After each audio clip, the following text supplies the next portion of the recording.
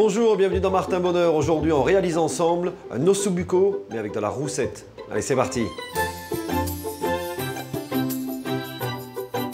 Les ingrédients pour la réalisation de notre recette.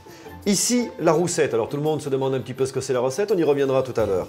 250 g de tomates pelées, un oignon, 3 gousses d'ail, une branche de céleri, une carotte, un citron jaune, un petit peu de persil, du vin blanc et un petit peu de beurre ou d'huile d'olive pour la matière grasse.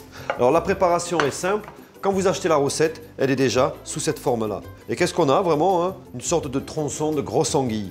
Alors nous, ce qu'on va faire, c'est que comme il n'y a pas de travail à faire sur ça, on va découper hein, un petit peu, regardez, des sortes de petits ossobuco comme ça.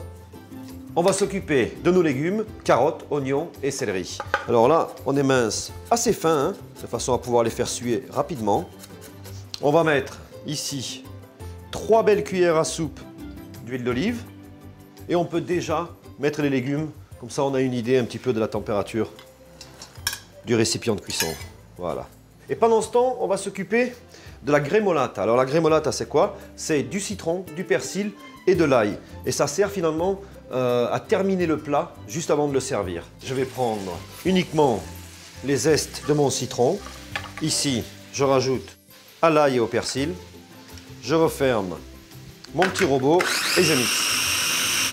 On va retourner à nos légumes.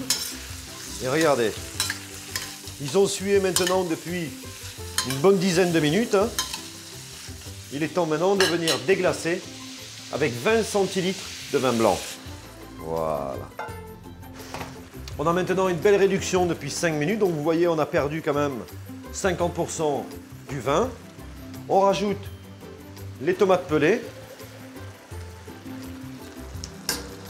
Voilà, et on va laisser cuire maintenant un petit 10 minutes avant de mettre le poisson. Donc là, on a juste ce qu'il faut pour créer encore suffisamment de vapeur. On va venir déposer nos petits morceaux de roussette sur le dessus. Et là, on a encore entre 5 à 7 minutes. Regardez ça. Ça a cuit à la vapeur. Le poisson a rejeté un petit peu de son eau de végétation. Ça a créé une sauce. Maintenant, notre grémolata, vous venez la laisser tomber un petit peu comme ça sur les morceaux de poisson aussi. Voilà, on a enlevé le poisson. On va verser le reste de la grémolata ici à l'intérieur des légumes. On va bien mélanger les légumes dans le fond de l'assiette. Et on vient poser les petits osseaux de roussette sur nos légumes. Et croyez-moi, vous allez surprendre beaucoup de monde avec une roussette bien de chez nous, qui plus est le poisson de l'année. Bon appétit!